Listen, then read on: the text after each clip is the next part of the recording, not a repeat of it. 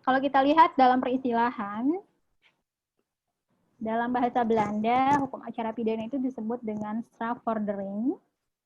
Kalau istilah dalam negara-negara common law dia disebut sebagai criminal procedure law. Bahasa Perancis dia disebut instruction criminale. Jadi kalau kita lihat di sini, dia adalah prosedur tadi. Dia menjelaskan prosedur. Kalau hukum pidana itu adalah substantif criminal law, kalau hukum acara pidana dia adalah prosedur bagaimana menegakkan hukum. Sama kakak dong sayang. Gimana lagi kuliah? Oke.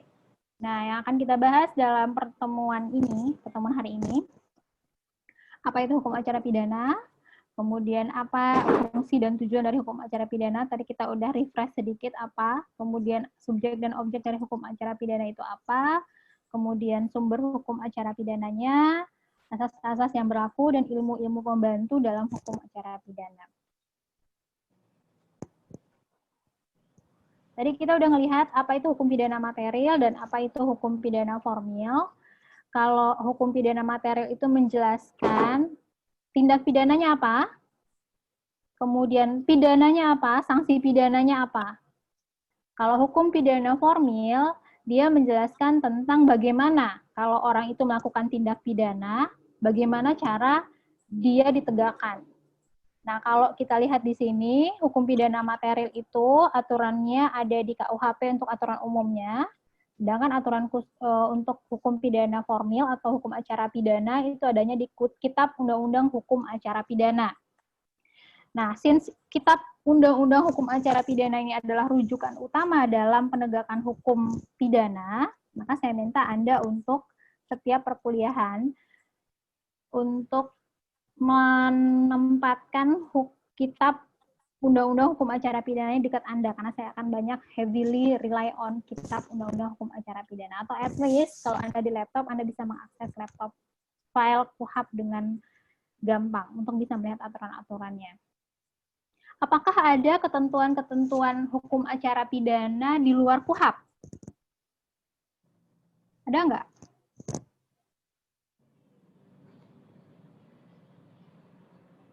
Jawabannya ada. Sama seperti KUHP yang ada aturan-aturan khusus, kita sebut dengan undang-undang pidana khusus tadi di luar ketentuan KUHP, hukum acara khusus juga ada. Misalnya hukum pidana militer misalnya, dia punya hukum acara pidana yang berbeda dengan ketentuan yang ada di KUHP. Atau misalnya sistem peradilan pidana anak, dia punya hukum acara yang totally different dengan ketentuan yang ada di KUHP. Atau penyimpangan-penyimpangan yang diatur dalam undang-undang narkotika misalnya, atau penyimpangan-penyimpangan terkait hukum acara terorisme misalnya. Ada beberapa pengecualian-pengecualian yang ada di dalam undang-undang khusus yang mengatur tentang hukum pidana formil. So, not only KUHP yang punya undang-undang khusus, KUHP pun sebenarnya dalam beberapa undang-undang khusus pun ada pengecualian-pengecualian atau penyimpangan-penyimpangan dari ketentuan dari yang umum. Nah, selanjutnya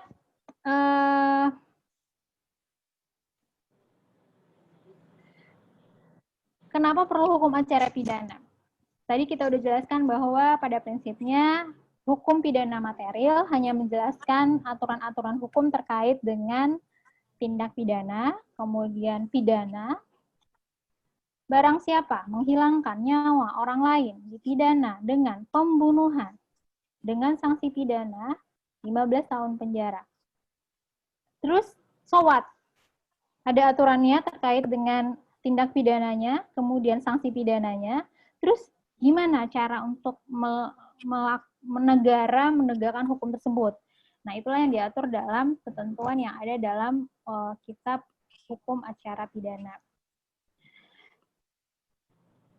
Nah, pada prinsipnya tujuan akhirnya tetap adalah masyarakat tertib, tenang, aman, dan tentram. Baik itu hukum pidana material ataupun hukum pidana formil. Polisi melakukan penyelidikan terhadap siapa yang melakukan tindak pidana, jaksa melakukan penuntutan, hakim melakukan penghukuman, sehingga pelaku dapat dipenjara. Jadi pada prinsipnya hukum acara pidana itu dia tetap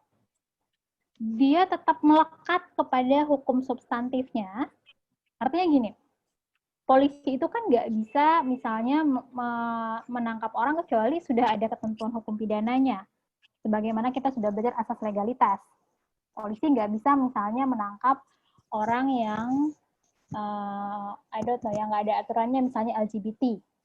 Saat ini kan belum ada aturan terkait LGBT. Polisi nggak bisa nangkap orang kalau memang aturan substantifnya belum ada. Nah, jadi pada prinsipnya hukum pidana formil itu memang hanya akan bekerja kalau ada aturan substantif yang menyatakan itu nggak dimungkinkan untuk dilakukan. Nah, selanjutnya, ini gimana sih? Selanjutnya, Van Bemmelen menjelaskan pengertian hukum acara pidana.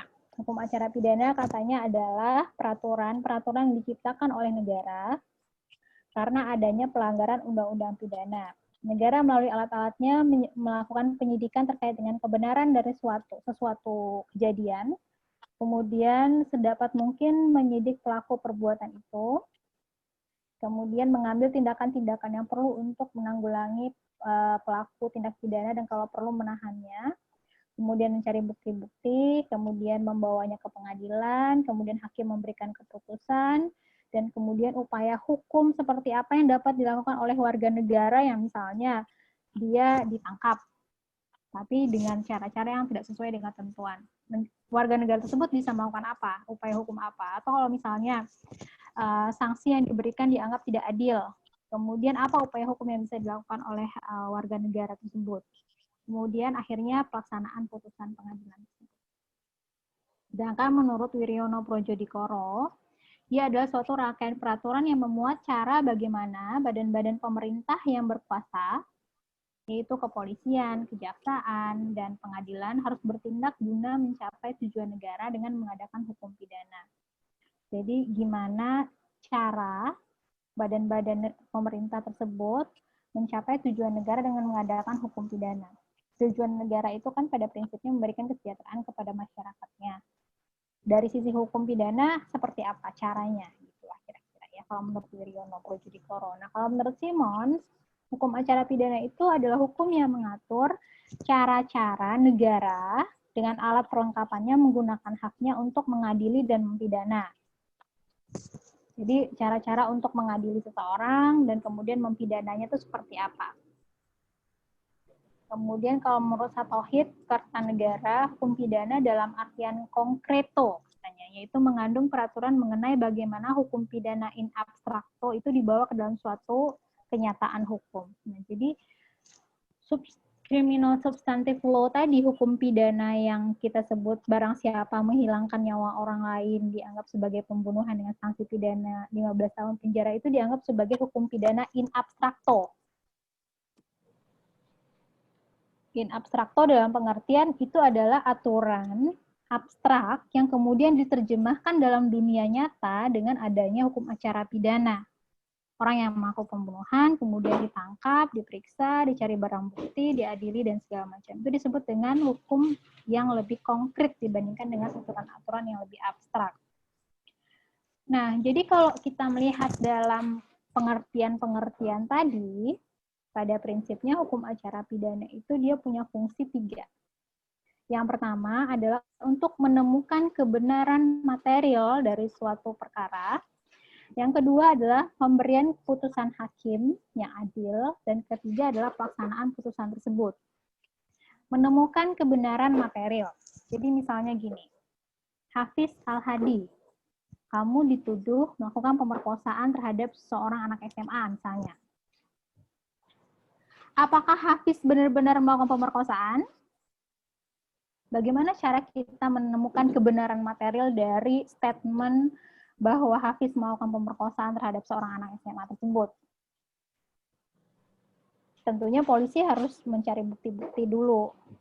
Apakah memang Hafiz benar melakukan pemerkosaan? Setelah bukti-buktinya cukup, kemudian hakim akan menggali apakah benar pemerkosaan tersebut ada nyata adanya berdasarkan alat-alat bukti tersebut, berdasarkan dakwaan dari jaksa. Kemudian hakim memutuskan. Jadi menemukan kebenaran material itu kebenaran yang sebenar-benarnya. Itu kebenaran material. Jadi untuk menemukan kebenaran material dari suatu perkara pidana. Jadi itu tujuan dari fungsi dari hukum acara pidana. Yang kedua, memberikan keputusan hakim. Kalau misalnya tadi Hafiz sudah terbukti melakukan pemerkosaan terhadap anak SMA tersebut, hakim kemudian memutuskan berdasarkan kepada, kita udah ngebahas dalam hukum pidana, berdasarkan kepada tingkat kesalahannya, pertanggungjawaban pidananya. Kesalahan itu misalnya ada kesengajaan, ada culpa. Memperkosa culpa ada nggak, Hafiz? Apa, Bu? Memperkosa dengan culpa ada? Masih ingat tentang teori kesengajaan? Teori kesengajaan itu bentuknya Ingat, Bu, dua. itu pasti kesengajaan, Bu. Kalau pemerkosaan tuh nggak mungkin culpa ya? Ya, nggak mungkin culpa, Bu. Pasti kesengajaan. Nah, kalau misalnya ada peran korban dalam hal ini, misalnya sama-sama suka, bukan pemerkosaan. Mungkin hakimnya akan memberikan putusan yang berbeda dengan misalnya pemerkosaan tersebut dilakukan dengan kekerasan misalnya. Nah, itu jadi hukum acara pidana akan menjelaskan pertama terkait dengan menemukan kebenaran material, yang kedua memberikan keputusan. Jadi orang ini diberikan sanksi berapa tahun nih? Karena kan hukum material itu hanya menyebutkan maksimal 15 tahun atau misalnya kalau untuk hukum pidana khusus dia menyebutkan minimal 5 tahun penjara, maksimal 20 tahun penjara misalnya.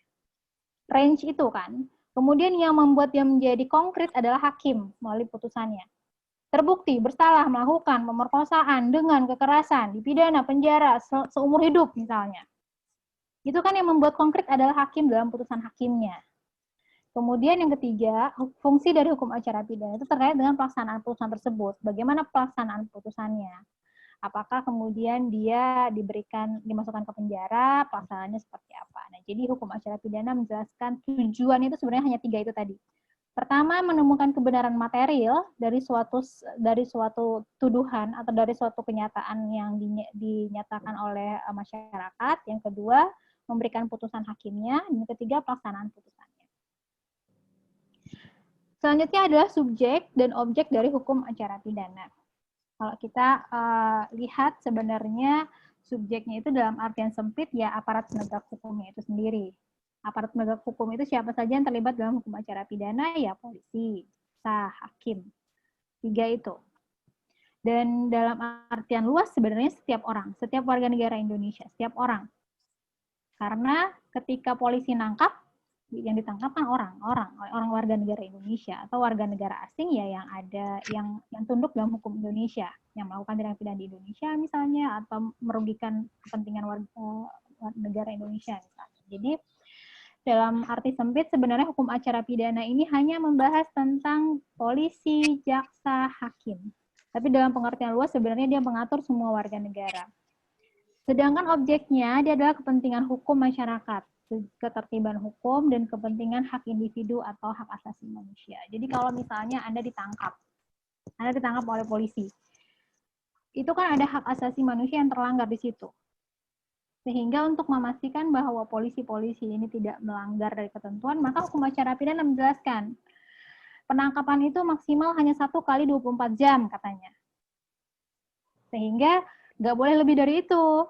Kalau misalnya lebih dari itu berarti terjadi pelanggaran dari ketentuan hukum acara pidana. Atau kalau misalnya nanti Anda menjadi jaksa atau Anda menjadi hakim, kitab Anda, kayak kalau orang Islam punya Al-Quran, kitab Anda sebagai jaksa dan hakim ya hukum acara pidana itu. Jadi kalau Anda menjadi jaksa, pasti Anda harus khatam itu kitab undang-undang hukum acara pidana. Seperti Anda menghafal Al-Quran, seperti itulah kalau Anda jadi jaksa dan hakim. Kitabnya itu yaitu hukum acara pidana itu. Untuk melihat, untuk guidance Anda dalam bekerja. Lama penahanan itu berapa lama? Lama penangkapan itu berapa lama? Apa syarat-syarat surat dakwaan? Kemudian bentuk-bentuk putusan hakim seperti apa? Itu adanya dalam kitab undang-undang hukum acara pidana. Jadi itu adalah guidance bagi aparat penegak hukum dalam menjalankan profesinya. Nah, jadi kalau kita lihat tujuan dan fungsi dari hukum acara pidana, tujuannya adalah untuk mencari dan mendapatkan atau setidaknya mendekati kebenaran material dari suatu perkara pidana dengan menerapkan ketentuan hukum acara pidana secara jujur dan tepat. Kan katanya kebenaran itu hanya satu ya. Dan yang paling tahu kebenaran yang sebenar-benarnya itu kan hanya Allah Subhanahu wa taala. Maka di situ dibilang setidak-tidaknya mendekati kebenaran material. Jadi manusia itu hanya bisa mendekati kebenaran material, kebenaran yang hakiki itu hanya pengadilan Allah nantinya. Tapi dalam hal ini hukum acara pidana itu tujuannya adalah untuk mencari kebenaran, setidak-tidaknya mendekati kebenaran material itu sendiri dengan menerapkan prinsip-prinsip hak asasi manusia dan juga diterapkan secara jujur dan tepat. Jadi prinsip-prinsip hukum acara pidana itu nanti akan kita pelajari. Tapi pada prinsipnya, kenapa perlu ada hukum acara pidana itu adalah untuk melindungi hak asasi manusia. Karena hukum acara pidana itu sangat bertentangan dengan hak asasi manusia. Karena di situ kan ada banyak upaya paksa. Anda ditangkap, Anda ditahan, barang Anda disita.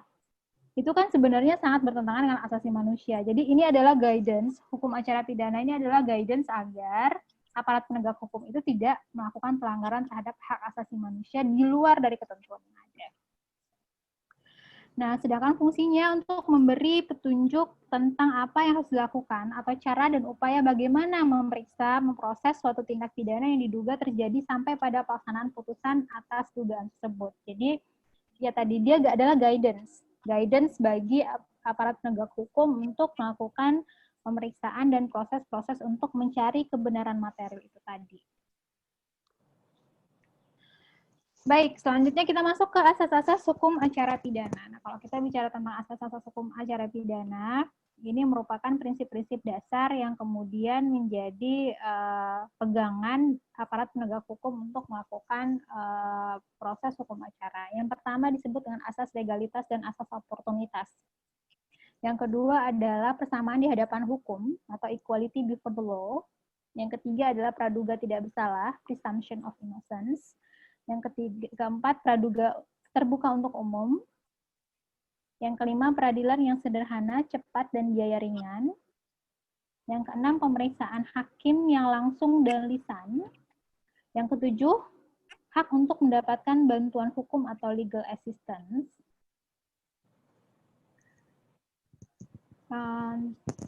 Kita masuk yang pertama, asas legalitas dan oportunitas. Saya mau nanya aja deh. Gimana caranya supaya saya bisa lihat banyak? Donika Dwika. Donika. Ya, Mbak. Ya, kamu masih ingat nggak asas legalitas itu apa?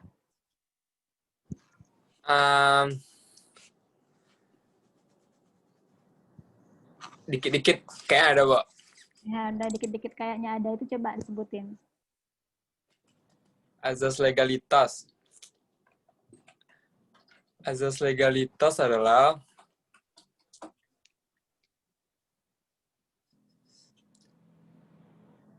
suatu jaminan bagi setiap masyarakat, Mbak, setiap individu untuk mendapatkan hukum. Dengan cara?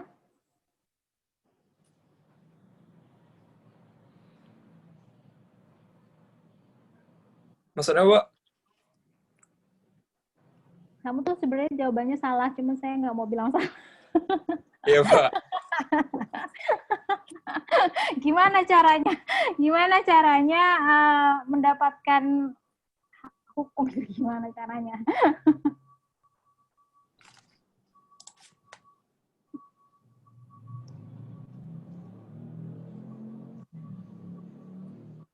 Legalitas. Legal itu apa? Legal itu apa? Resmi, Ilegal Bo. apa ilegal? Legal itu Tidak resmi. Ya. Legal itu resmi katanya. Siapa itu yang jawab? Saya nggak dengar, nggak lihat siapa yang ngomong. Legal itu resmi. Iya, Pak. Nah, kalau legalitas itu artinya apa? Telah resmi, telah diresmikan.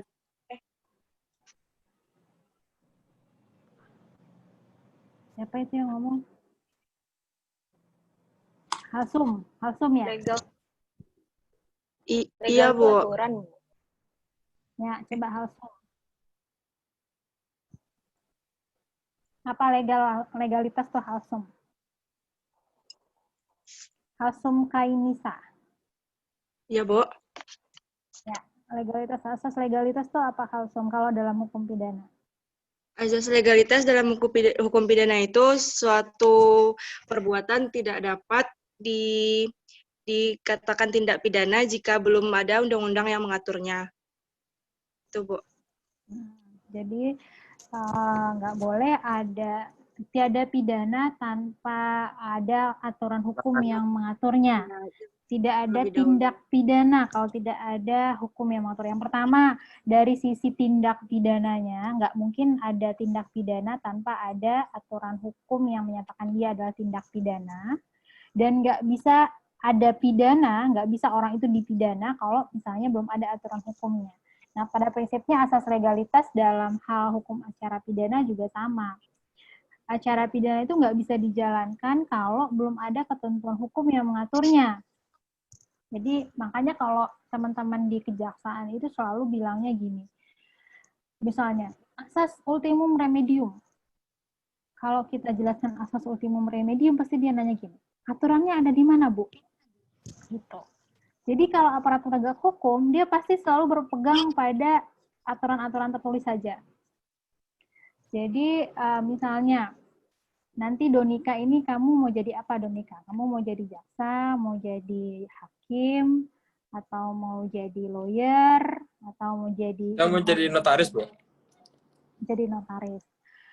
Iya. Kalau jadi notaris, ditangkap sama polisi. Karena melakukan penipuan misalnya. Nah, kemudian si polisi ini melakukan penangkapan lebih dari 24 jam. Kalau dalam hukum acara pidana itu dijelaskan, penangkapan itu hanya 1 kali 24 jam. Nah, kalau Anda sebagai pengacara, sebagai notaris, Anda akan bilang, hak saya sudah terlanggar ini. Anda bisa melakukan pra-peradilan namanya kepada negara. Bahwa kemudian tindakan dari aparat penegak hukum itu telah melanggar ketentuan dari hukum acara pidana. Jadi apa yang dia lakukan itu di luar dari ketentuan undang-undang yang ada. Atau misalnya,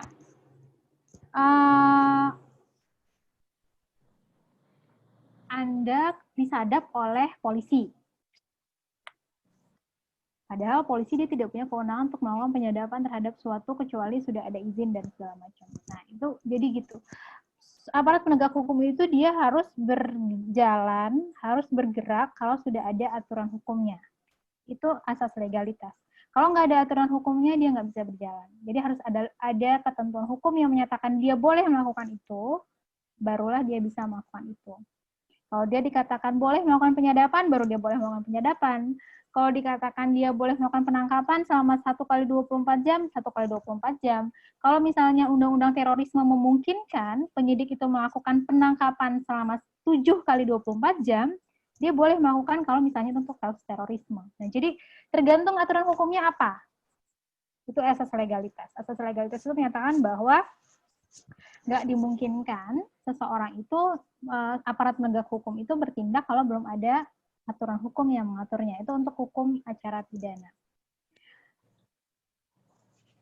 Selanjutnya adalah asas oportunitas. Asas oportunitas ini asas yang memberikan kewenangan kepada penuntut umum, yaitu jaksa, yang mana dalam hal ini adalah jaksa agung biasanya, untuk menuntut atau tidak menuntut demi kepentingan umum. Nah, pada prinsipnya kan kerjaannya jaksa apa? Untuk melakukan penuntutan, kan? Iya, Bu. Ya. Kenapa? Karena ketika misalnya si A dinyatakan oleh polisi, oh udah lengkap nih, alat buktinya udah lengkap. Jaksa nanti akan membuat surat dakwaan. Tapi ternyata jaksa-jaksa itu, enggak jaksa ya, jaksa agung. Jaksa agung dalam hal ini asas oportunitasnya itu dimungkinkan untuk menentukan kayaknya kalau kasus ini justru akan menimbulkan merugikan kepentingan umum. Misalnya asas oportunitas yang diberikan oleh Jaksa Agung dalam kasusnya beberapa tahun yang lalu terhadap Ketua KPK misalnya. Dianggap itu adalah adalah perbuatan yang mengkriminalisasi Ketua KPK, sehingga akhirnya dakwaannya tidak dilanjutkan dengan asas oportunitas yang dimiliki oleh jaksa. Jadi asas oportunitas itu adalah kewenangan dari jaksa untuk memutuskan menuntut atau tidak menuntut demi kepentingan umum terhadap suatu perkara hukum. Jadi dimungkinkan jaksa agung untuk melakukan pengesampingan, pengesampingan kasus untuk kepentingan umum. Nah, praduga tidak bersalah atau presumption of innocence. Ini adalah asas kedua dari hukum acara pidana. Jadi pada prinsipnya seseorang itu dia dianggap tidak bersalah sampai suatu putusan hukum yang tetap menyatakan dia bersalah. Jadi pada prinsipnya ini terkait dengan hak-hak dia sebagai warga negara. Jadi kalau misalnya Muhammad Rafi, kamu didakwa dengan kasus korupsi misalnya. Kamu mau jadi apa, Muhammad Rafi? Kamu mau jadi apa in the future? Jadi jaksa, Bu. Mau jadi jaksa, oh ya. Jangan jadi jaksa yang terima uang Joko Chandra ya. Ya, jadi misalnya nanti kamu didakwa dengan korupsi. Pada prinsipnya, seseorang itu nggak bisa dikatakan bersalah. Artinya hak-hak sipilnya tetap ada pada dirinya sepanjang putusan pengadilan yang tetap belum keluar terhadap kesalahan orang tersebut. Itu presumption of innocence. Jadi seseorang itu dianggap tidak bersalah sebelum ada putusan pengadilan yang menyatakan dia terbukti kesalahannya dalam sebuah putusan hukum yang tetap. Nah, putusan hukum yang tetap itu apa? Jadi kalau kita bicara tentang putusan hukum yang tetap, dalam tahap pertama pengadilan negeri. Pengadilan negeri kan ada putusan hakim. Itu belum tentu menjadi putusan hukum yang tetap. Kalau misalnya para pihak itu banding, baik itu dari si terpidananya ataupun dari jaksa penuntut umumnya. Masih ada kemungkinan nanti putusan pengadilan tinggi. Putusan pengadilan tinggi juga belum tentu dianggap sebagai memiliki kekuatan hukum yang tetap kalau para pihaknya kasasi ke Mahkamah Agung. Kalau misalnya si terpidananya atau jaksa penuntut umumnya melakukan kasasi ke Mahkamah Agung. Putusan Mahkamah Agung akan tetap kalau telah lewat waktu dan atau tidak ada upaya luar biasa seperti PK misalnya dari si terpidana. Jadi kalau sudah keluar kekuatan hukum tetap, maka seseorang itu baru bisa dikatakan bersalah atau tidak bersalah. Baru kemudian hak-hak sipilnya bisa dirampas oleh negara. Begitu juga dalam hal perlakuan dari aparat penegak hukum. Misalnya Raffi, tadi dia mau jadi jaksa. Dia misalnya menangkap Donika yang adalah notaris. Dalam hal ini, Raffi sebagai jaksa penuntut umum, dia akan memperlakukan si tersangka, jadi ada perbedaan istilah nih ya, ketika dia masih jadi tersangka, itu masih di tahapan penyidikan namanya. Tapi kalau udah di penuntut umum, dia sudah disebut sebagai terdakwa namanya. Kalau sudah di pengadilan dan sudah dapatkan putusan, dia disebut sebagai terpidana namanya. Jadi itu terminologi yang nanti akan Anda pelajari. Jadi dalam hal aparat penegak hukum memperlakukan tersangka, terdakwa, itu juga harus berdasarkan kepada hak-hak dari si pelaku. Dalam pengertian dia punya hak basic human rights yang harus dipenuhi oleh si aparat penegak hukum. Karena memang belum tentu dia bersalah dalam hal ini. Jadi harus ada presumption of innocence, baik dalam hal memastikan hak-hak sipilnya, ataupun dalam hal perlakuan dari aparat penegak hukum dan juga masyarakat kepada si tersangka tadi. Itu presumption of innocence. Selanjutnya, sidang terbuka untuk umum.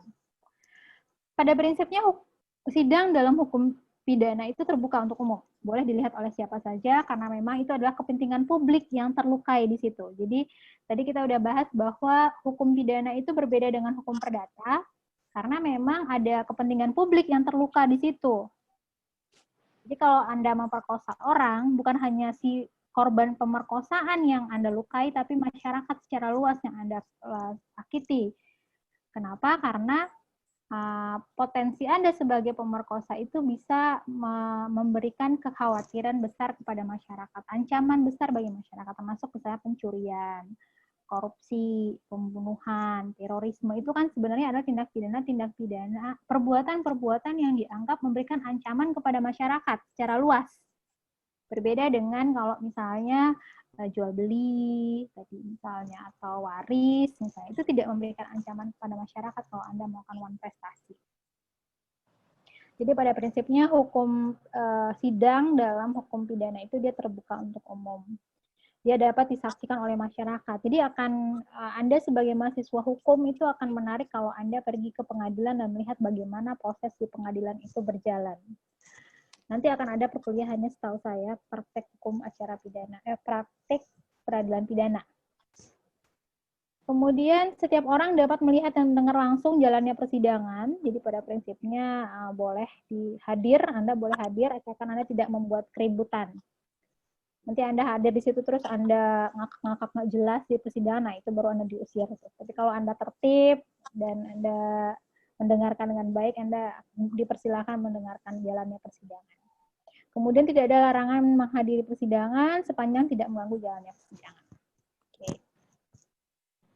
Menurut pasal 153 ayat 3 KUHP, untuk keperluan pemeriksaan hakim ketua sidang membuka sidang dan menyatakan terbuka untuk umum.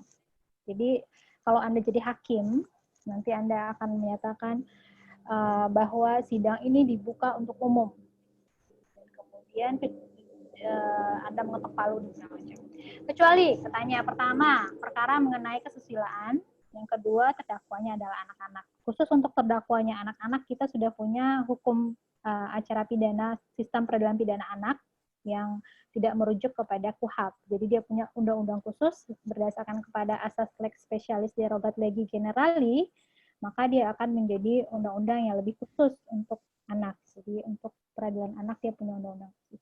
Kecuali perkara mengenai kesusilaan, perkara-perkara yang yang misalnya menimbulkan trauma mendalam bagi si korban misalnya, atau KDRT misalnya, itu biasanya mungkin ada tergantung dari hakimnya, dimungkinkan untuk tertutup, tidak bisa disaksikan oleh semua orang. Baik, tidak dipenuhinya ketentuan ini mengakibatkan batalnya putusan demi hukum. Jadi kalau misalnya Anda hakim terus Anda lupa bilang bahwa pengadilan ini terbuka untuk umum, maka sidangnya itu batal, putusannya itu menjadi batal demi hukum. Simply karena Anda lupa bilang bahwa itu adalah pengadilan itu terbuka untuk umum. Selanjutnya, peradilannya cepat, sederhana, dan biaya ringan. Berbeda dengan perdata, hukum pidana itu dia jelas. Waktu-waktunya tek, penangkapan sekian, penahanan sekian, kemudian putusan sekian. Jadi waktunya jelas. Berbeda dengan perdata. Perdata itu bisa sampai berpuluh-puluh tahun untuk kasus nggak selesai bisa. Itulah kenapa akhirnya orang itu lebih banyak memilih pidana karena pasti. Putusannya itu prosesnya jauh lebih pasti dibandingkan dengan perdata. Makanya kalau orang yang udah penipuan, kayak tadi kita mencontohkan, awalnya perjanjian, terus ternyata ada unsur penipuan, kalau orangnya itu nggak minta, kalau perdata kan Anda akan dapat kompensasi berupa ganti rugi. Anda dapat penggantian material atau imaterial itu kan tadi kan, berdasarkan kerugian Anda, kerugian nyata. Kalau pidana itu Anda nggak dapat apa-apa, sebagai korban Anda nggak dapat apa-apa. Anda hanya meminta keadilan kepada negara dan menghukum si pelaku, itu aja. Anda nggak akan dapat kompensasi apa-apa, kecuali misalnya Anda menggabungkan kasus perdata dan kasus pidana. Jadi ada ganti kerugian. Tadi misalnya kasus penipuan, Anda rugi. Itu Anda mungkin pidananya jalan, tapi ganti kerugiannya digabungkan dalam putusan hakim, itu mungkin. Atau misalnya kasus pencurian. Pencuriannya jalan, pidananya jalan, kerugiannya digabungkan ke pidana, itu juga dimungkinkan. Nah, jadi kalau dalam hukum pidana, dia itu prosesnya cepat. Dia udah ada aturannya pasti-pasti. Di polisi itu sekian lama, si jaksa ini sekian lama, di hakim ini sekian lama, keluar putusannya. Berbeda dengan perdata yang bisa years, nggak keluar-keluar, itu memungkinkan. Nah, jadi memang prinsip ini ditentukan dalam KUHP dan dalam Undang-Undang Nomor 48 Tahun 2009 tentang kekuasaan kehakiman, bahwa pada prinsipnya peradilan itu harusnya cepat, biayanya ringan dan sederhana, jadi nggak berbelit-belit. Ini prinsip yang dianut nggak hanya di peradilannya, tapi juga dalam proses hukum acara pidananya, baik di tingkat penyidikan oleh polisi, tingkat penuntutan oleh jaksa ataupun dalam proses peradilannya. Jadi, karena kan menyangkut tadi hak asasi manusia ya. Kalau misalnya orang dinyatakan sebagai tersangka korupsi, terus putusannya nggak jelas-jelas bertahun-tahun, kan kasihan gitu. Makanya memang proses hukum acara pidana itu harus cepat untuk memberikan kepastian hukum secepatnya kepada si terdakwa. Selanjutnya, pemeriksaan secara langsung dan lisan.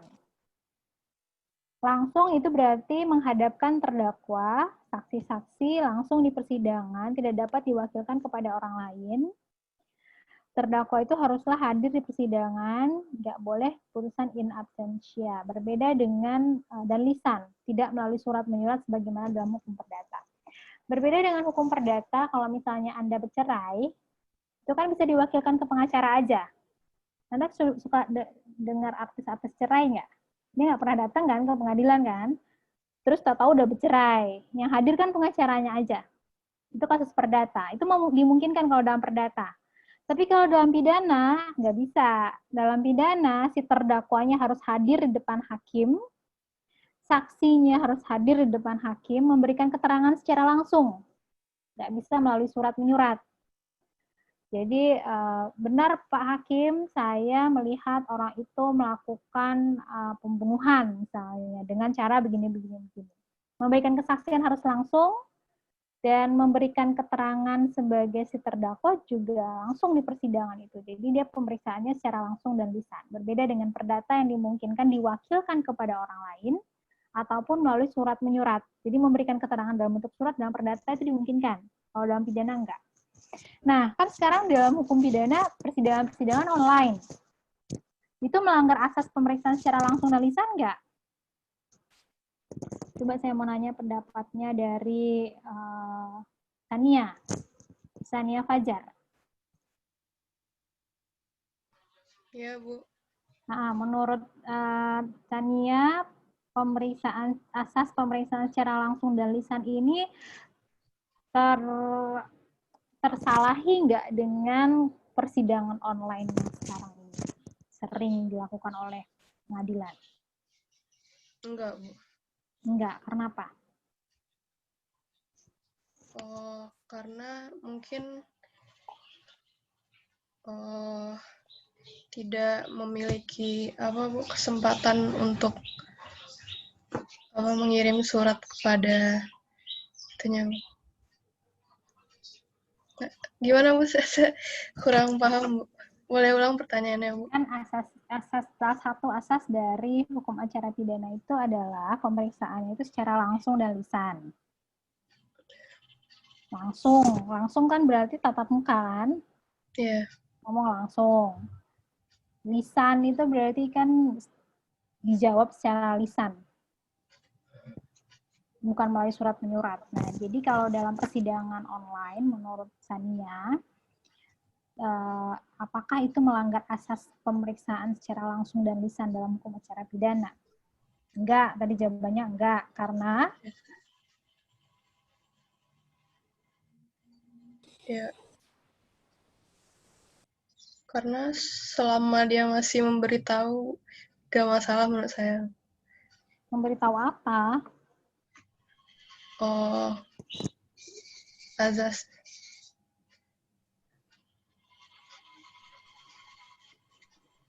Ini kan ceritanya ini adalah persidangan. Persidangan itu siapa aja sih yang hadir di persidangan itu siapa aja? Terdakwa. Terdakwanya, ya orang yang melakukan tindak pidananya. Oke, terus? Hakim. Terus? Pengacaranya, Bu. Pengacaranya berarti itu masih dari pihak si terdakwa. Terus siapa lagi?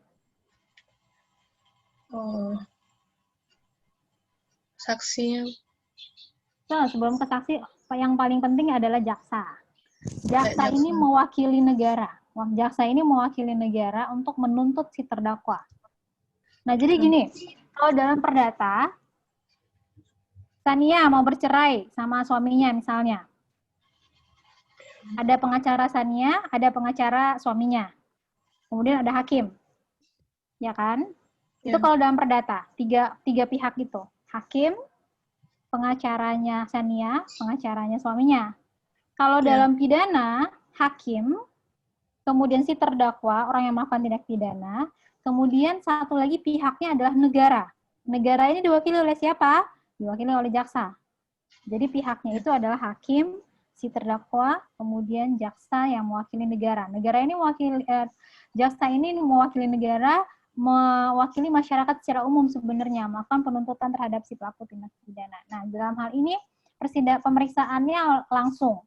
Yang memeriksa siapa dalam persidangan itu? Oh, hakimnya, Bu. Hakim. Yang melakukan pemeriksaan itu kan hakim.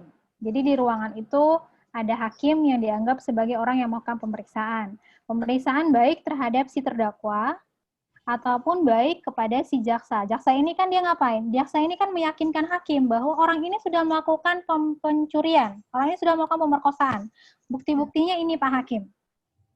Bukti-buktinya saksinya ini Pak Hakim gitu. Jadi itu adalah para pihak tergantung saksinya. Itu ada saksi adu charge, saksi yang meringankan si terdakwa, ada saksi discharge yang memberatkan si terdakwa. Jadi pemeriksaannya secara langsung. Anggaplah sekarang melakukan pemeriksaan terhadap si terdakwa. Terdakwanya misalnya Tonli Erping. Tonli Erping ini adalah terdakwa pemerkosaan misalnya. Tonli, kamu misalnya adalah terdakwa pemerkosaan. Hakimnya adalah Ashadel Fat. Ini nama kamu susah banget sih. Nah, dia hakim. Terus pemeriksaan langsung itu berarti gimana? Langsung itu maksudnya gimana sih? Coba saya mau tanya sama Tonli dulu. Iya, Bu. Ya, Tonli, pemeriksaan langsung dalam hal ini, dalam hal kamu diperiksa di pengadilan oleh hakimnya adalah Ashadel Fat, itu langsung dan lisan itu seperti apa? Langsung ditanya langsung, Bu, sama hakimnya, Bu. Ditanya langsung tuh gimana contohnya? Gimana caranya hakim bisa melakukan pemeriksaan secara langsung itu gimana? Langsung dan lisan.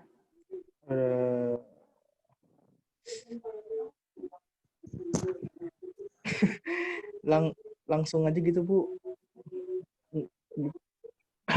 Ya langsung aja Hakim gitu, langsung gimana? ngomong ke kita, langsung ngomong gitu ke kita mengenai Kalau masalah untuk yang bisa kita langsung lakukan. berarti Tonli dan Ashadel Fat ini harus ada di ruangan yang sama dong.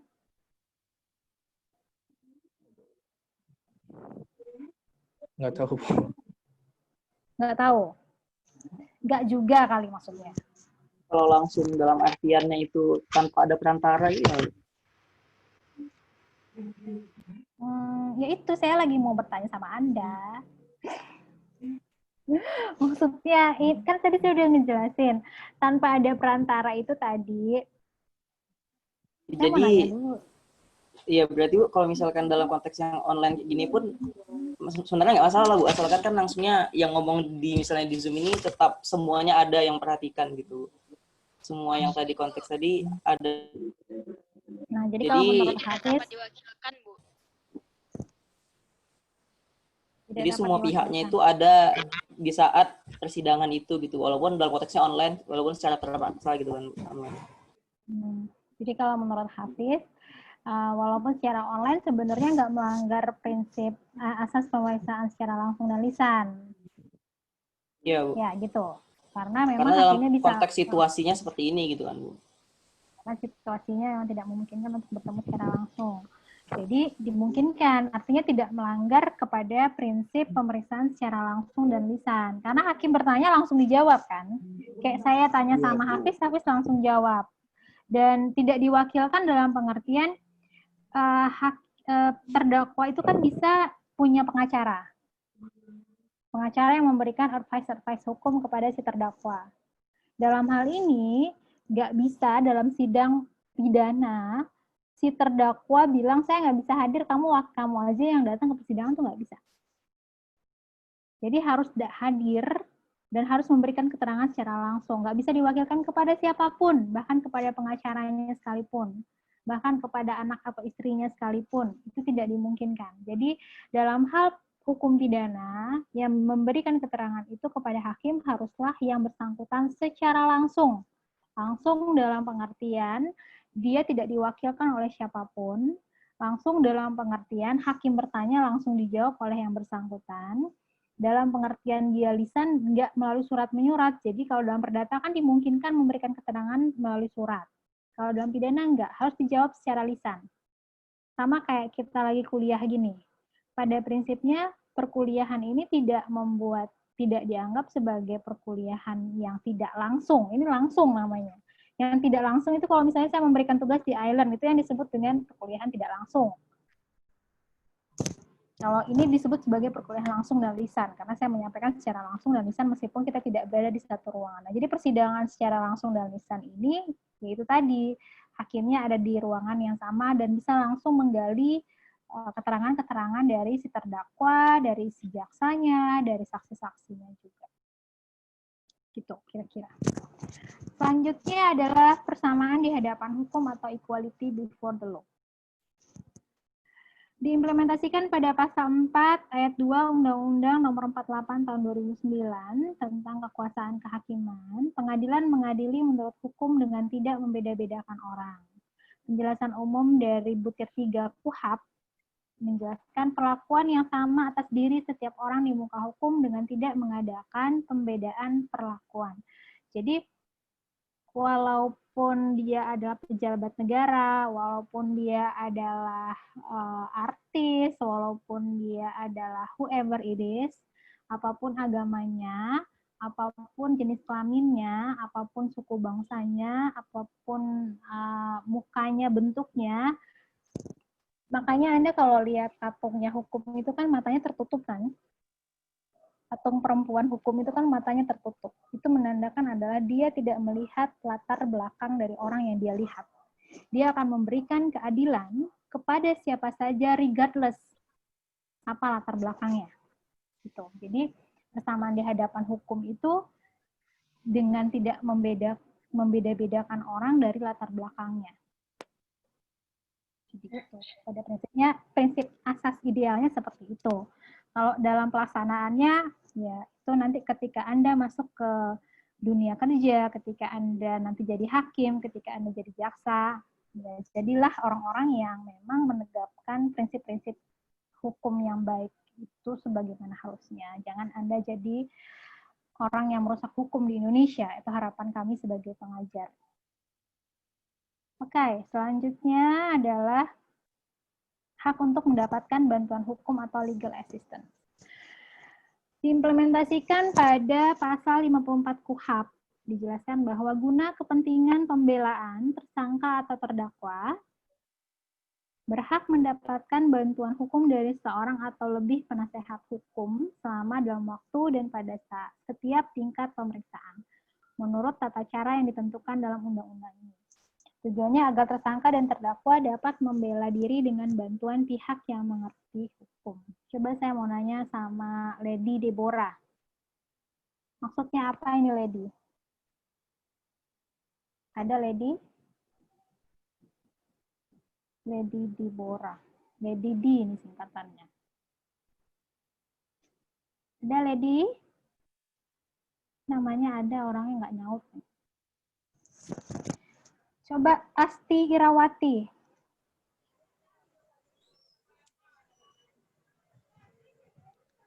Renaldi. Udah, Bu. Renaldi. Coba Renaldi. Apa maksudnya hak untuk mendapatkan bantuan hukum Renaldi?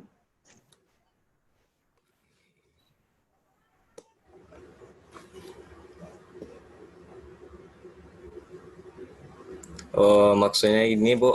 Hal ini bertujuan agar si tersangka dan terdakwa itu mendapatkan bantuan berupa bantuan hukum, sehingga para kedua pihak tersebut dapat mengerti halnya. Para pihaknya yang mana? Tersangka terdakwa itu orangnya sama atau beda sih? Beda, Bu. Terdakwa tuh orang yang terdakwa melakukan perbuatan pidana. Oke. Tersangka? Sedangkan tersangka itu korbannya, Bu? Korban ya korban lah.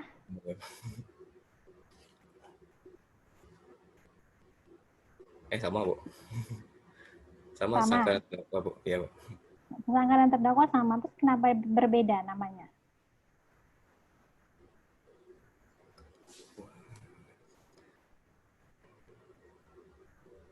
Tersangka itu sudah diputuskan oleh hakim, Bu.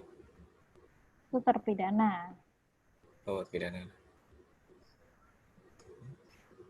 Tersangka.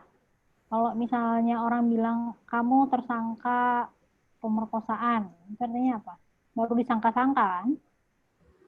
Itu perkiraan orang, Bu. Iya, berarti tersangka itu apa? Tersangka ini dalam tahapan apa dia ini?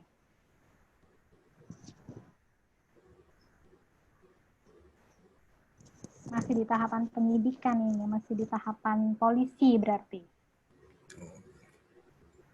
Kalau terdakwa,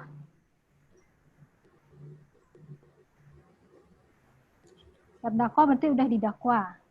Iya, Bu. Yang mendakwa siapa? Jaksa, Bu. Jaksa, berarti mulai dari tahapan jaksa sampai di persidangan disebutnya terdakwa. Kalau kemudian hakim sudah memutuskan dia bersalah dan dipidana, dia disebutnya si terpidana. Nah, jadi guna kepentingan pembelaan, tersangka atau terdakwa, tersangka dan terdakwa ini sama orangnya, tapi berbeda levelnya. Level pemeriksaannya berbeda. Kalau dia di tahapan penyidikan disebut tersangka, kalau di tahapan penuntutan dan persidangan disebut terdakwa. Nah, dia gimana? Dia berhak mendapatkan penasehat hukum atau bantuan hukum itu dari siapa?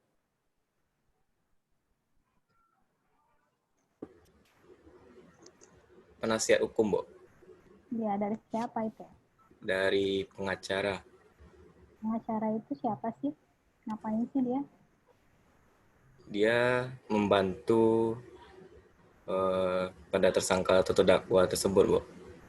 Membantu apa? Memberikan bantuan hukum. Memberikan bantuan hukum dalam bentuk Untuk mencari keadilan, Bu. untuk mencarikan keadilan dalam bentuk apa? Advice hukum ya. Iya, Bu. Jadi pada prinsipnya kalau misalnya seseorang tersangka atau terdakwa itu dia berhak untuk memiliki pengacaranya sendiri.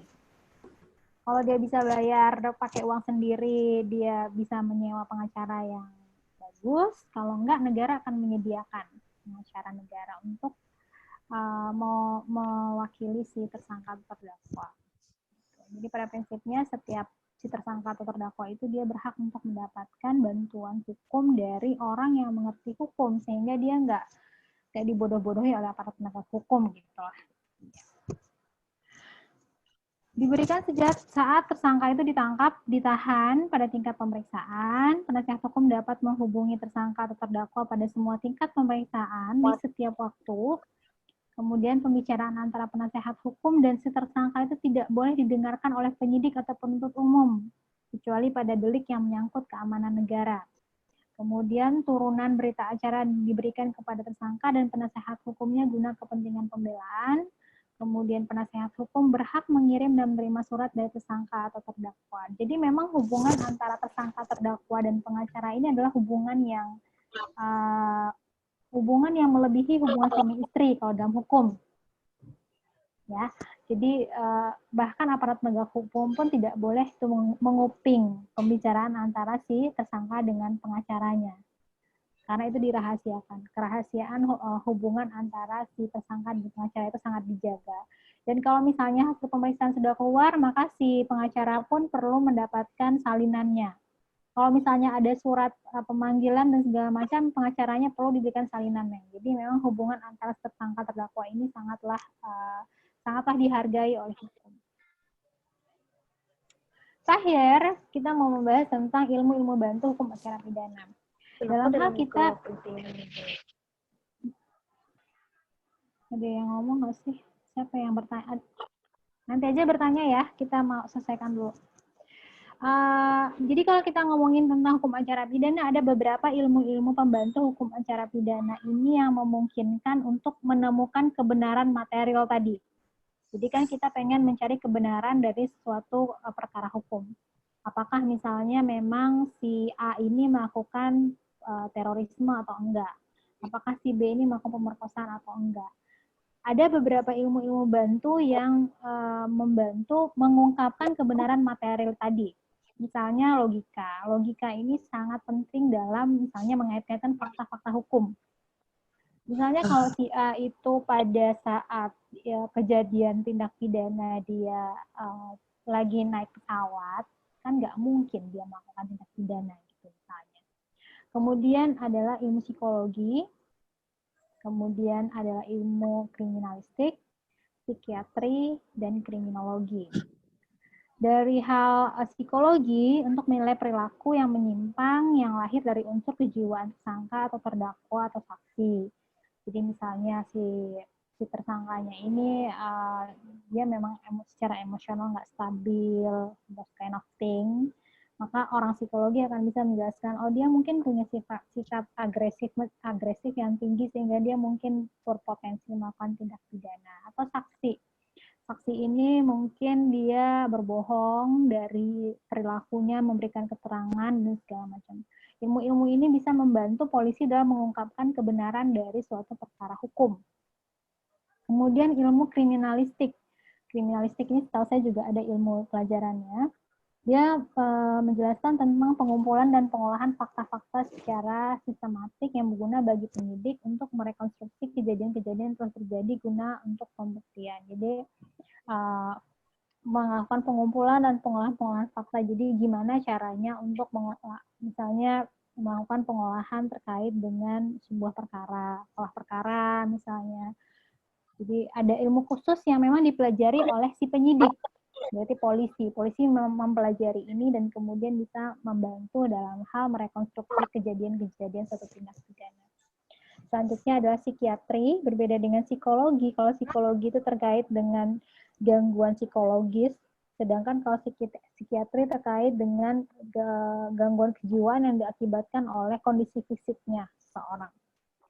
Dan kemudian kriminologi, Anda juga sudah belajar ini, yang mengetahui sebab-sebab atau latar belakang suatu kejahatan dan akibat-akibatnya terhadap masyarakat. Misalnya, motif dari seseorang melakukan tindak pidana, kemudian apa yang latar belakangnya orang itu melakukan kejahatan dan sebagainya.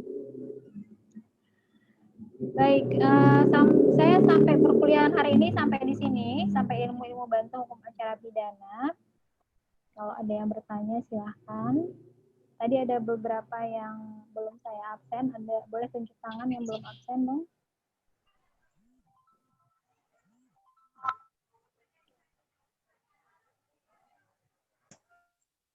Fadilah, kamu belum absen ya? Fadilah, kamu belum absen apa mau nanya? Oh, absen, Bu. Tadi kalau absen.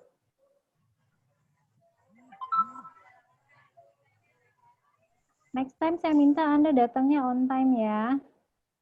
Karena saya absennya di awal. Bu, kenapa? Mikrofonnya nggak mau.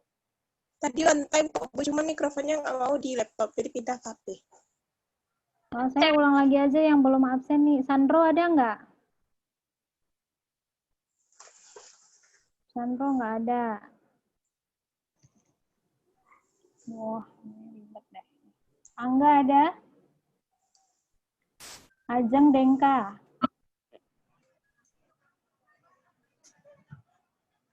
Kiki Zahabi, Renaldi, Tonli Erping. Hadir. Tonli hadir. Rahul, ada Rahul?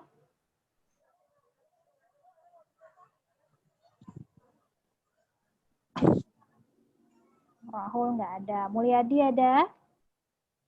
Ada, Bu. Oke, Mulyadi. Asti ada? Ada, Bu. Oke, Herlin ada?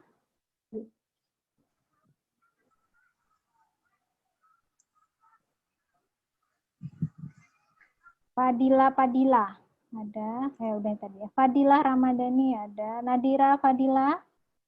Hadir, Bu. Hadir, Bu.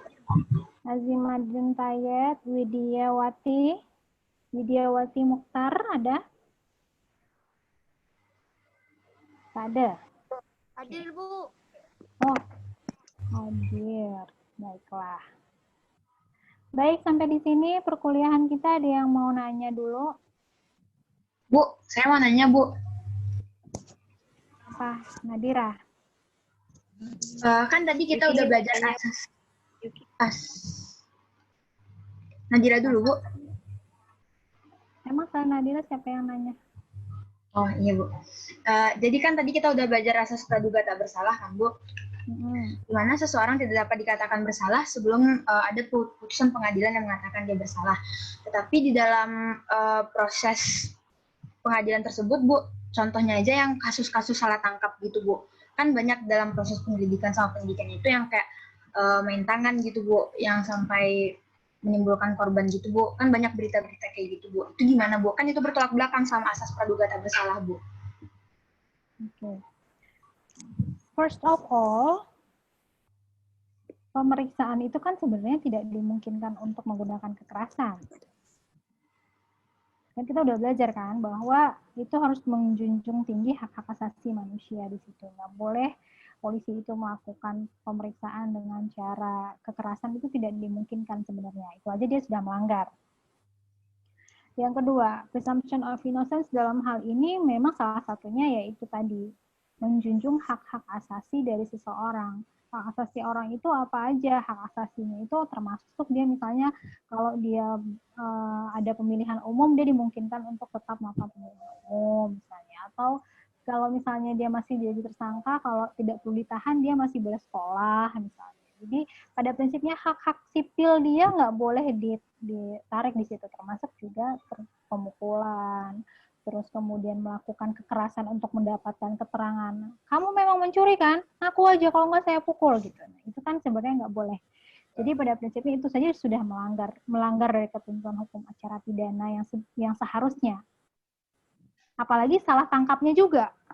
Udah mukulin orang, salah pula gitu. Itu kan udah berkali-kali lipat kesalahannya si polisi ini, aparat penegak hukumnya gitu. Jadi dalam hal ini, walaupun dia benar melakukan pencurian pun dia nggak boleh dipukul, apalagi dia nggak benar terus dipaksa dengan cara dipukul, kan udah berkali-kali kesalahannya. Gitu. Jadi itu memang adalah praktek-praktek yang dilakukan oleh aparat penegak hukum untuk mendapatkan pemeriksaan dengan cara yang cepat, meskipun itu bertentangan dengan hukum. Dan not necessarily hal itu sebenarnya dibolehkan dalam hukum. Sebenarnya nggak boleh.